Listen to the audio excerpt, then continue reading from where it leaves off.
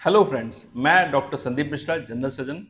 आज हम लोग बात करेंगे एक बहुत ही कॉमन बीमारी कब्ज के बारे में। तो कब्ज या कॉन्स्टिपेशन ये बहुत ही कॉमनली यूज़ होता है डॉक्टर्स के द्वारा भी टर्म और पेशेंट्स के द्वारा भी।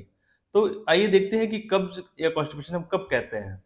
तो जब पेशेंट्स को स्टूल पास करते समय स्ट्रेनिंग करनी पड़े, जोर लगाना पड़े, पेशेंट को लंपी या हार्ड स्टूल पास होता हो, पेशेंट को स्टूल पास करने के बाद भी ये लगे कि हाँ, अभी पेट में कुछ है, पेट पूरी तरह साफ नहीं हुआ है, इनकम्प्लीट इवैक्यूएशन के सेंसेस आए, तो ये कुछ सिम्पटम्स होते हैं, तब हम कहते हैं कि हाँ, पेशेंट्स को कब्ज है। और ये एक बार नहीं, अगर महीने में कई बार ऐसा होता है, तो फिर कहा जाता है कि हाँ, पेशेंट कब्ज से पीड़ित है, पेशेंट को कॉन्स्टिपेशन है। अब जब पेशेंट डॉक्टर के पास आता है, हम लोग के पास आता है, सर्जन के पास आता है, तो फिर हम लोग कब्ज को देख के उसके कारणों का पता लगाते हैं। तो देखने में आता है कि मुख्यतः 3 कारण होते हैं, 3 तरह के पेशेंट्स हम लोग के पास आते हैं। पहला, जो आईबीएस के पेशेंट होते हैं, irritable bowel syndrome, predominantly having constipation, तो वो पेशेंट्स होते हैं जिनमें कब्ज पाई जाती है। दूसरा, जिनमें कोलोनिक ट्रांजिट टाइम बढ़ा होता है, मतलब इंटेस्टाइन का मूवमेंट बहुत स्लो होता है, जिसकी वजह से वहाँ पे वाटर का एब्जॉर्प्शन हो जाता है और लंपी हार्ड स्टूल हो जाते हैं। तो इस टाइप के पेशेंट्स आते हैं।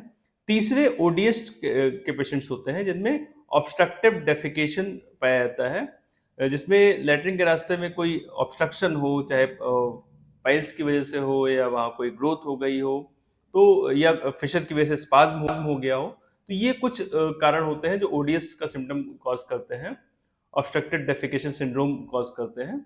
तो हम लोग जो भी पेशेंट्स आते हैं कब्ज की शिकायत लेके, उनको प्रॉपर डायग्नोज करते हैं कि किस कारण से उन्हें कब्ज है, इन तीनों में से किस क्लास में वो लाई कर रहे हैं।